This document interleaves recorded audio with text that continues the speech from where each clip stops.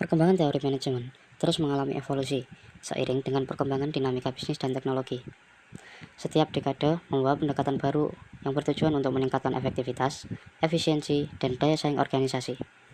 Berikut ini adalah beberapa teori manajemen utama yang muncul dan berkembang sejak tahun 1990 hingga saat ini.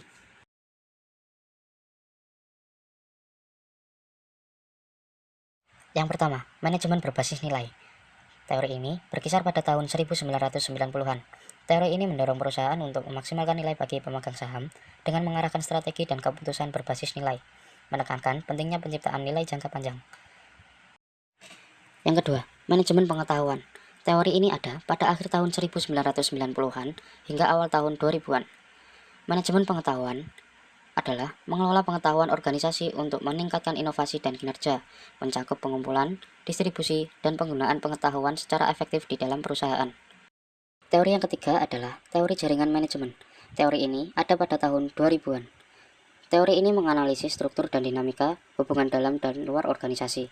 Jaringan sosial, teknologi, dan ekonomi diperhitungkan dalam keberhasilan manajemen untuk meningkatkan fleksibilitas, kolaborasi, dan respon cepat terhadap perubahan.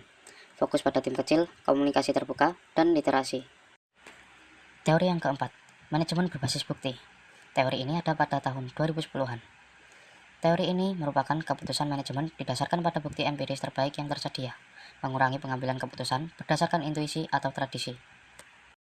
Teori yang kelima, manajemen digital dan industri 4.0. Teori ini ada pada tahun 2010-an hingga sekarang. Manajemen digital dan industri 4.0 merupakan integrasi teknologi digital dalam manajemen seperti AI, Big Data, dan IoT.